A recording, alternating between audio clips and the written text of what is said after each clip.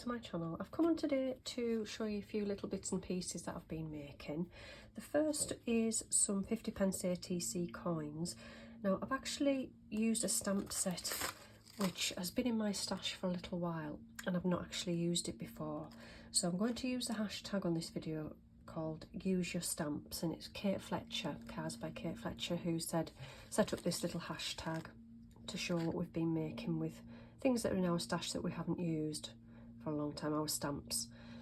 So that's the stamp set, and I made some 50p ATCs. So we've got the little giraffe there, it's a little long-necked giraffe.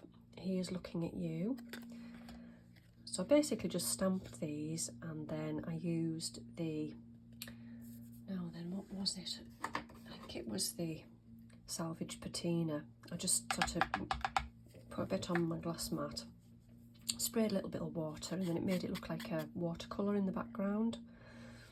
So I've got, is that an emu? I'm not sure. What you been up to, that one says. I've edged them all with silver embossing powder. And then we've got this one. Could this be a llama or something like that? It says, hope this finds you in the pink. And then I think this one's maybe a meerkat. It says, long time no see, miss you. And then we've got a flamingo. Oh, hello. That was quite fitting for that one. And then another giraffe. What you been up to? So I enjoyed using those for the first time. I think the stamp set I actually got from, it was either AliExpress or Shein. I think it could have been Shein because it's been a while since I've ordered anything off AliExpress. So that's those. Then the next thing I've been making was this little pocket book. It was Michelle Mixed Media who showed a little tutorial on her video, which I'll link below, on how to make. So you just I took a 12 by 12 piece of cardstock, pattern card. It's got images on both sides, and I've made this little book. So I've just stuck lots of little 4 stamps and stamped some of my little postage stamps. This is a little by little, one travels far.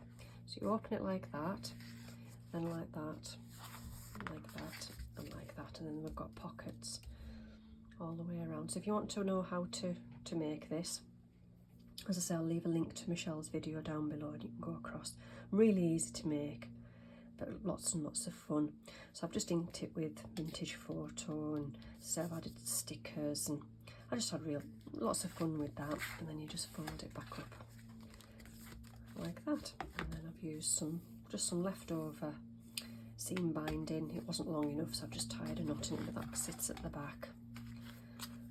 And then I'll just put a little bow in there to keep that together.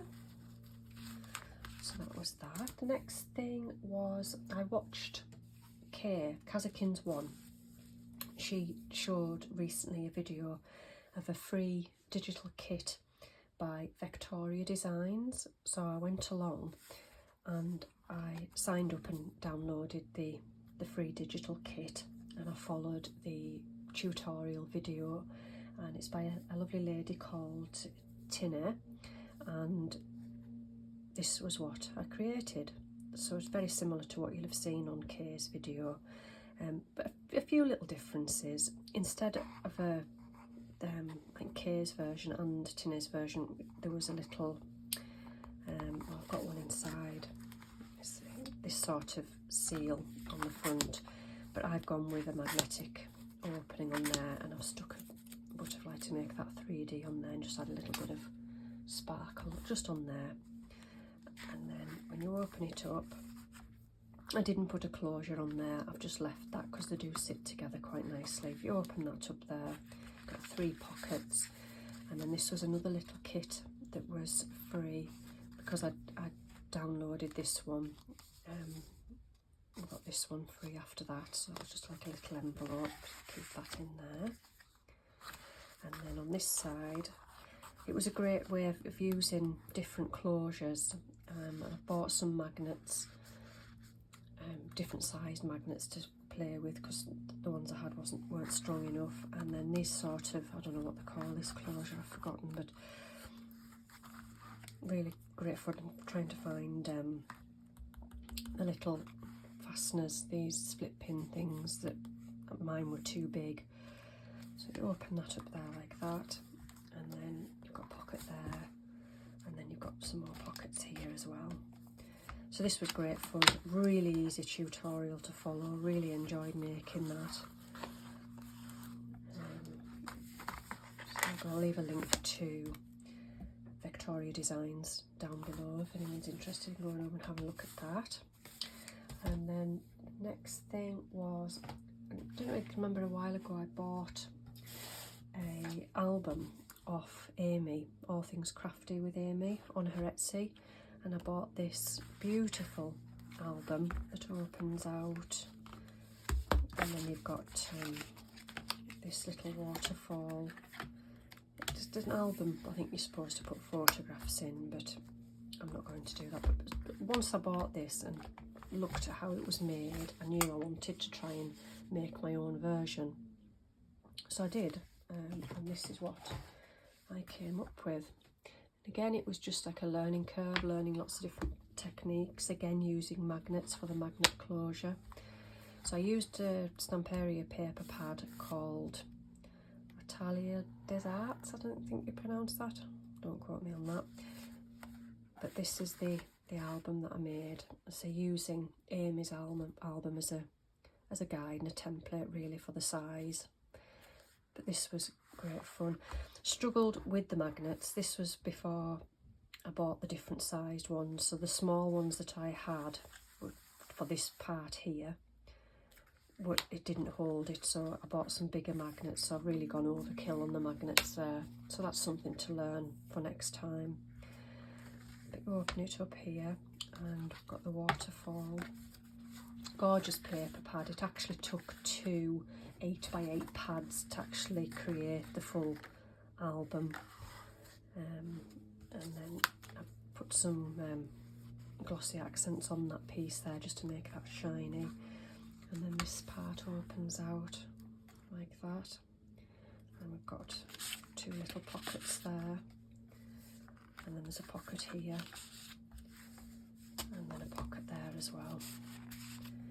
And then I've actually covered the back, whereas Amy's was black on the back and sides, whereas I've just covered it all. So I had lots of fun making that, and when I get some more 12x12 black card, I'll possibly make another one with another Stamperia. I think it just works so well with that.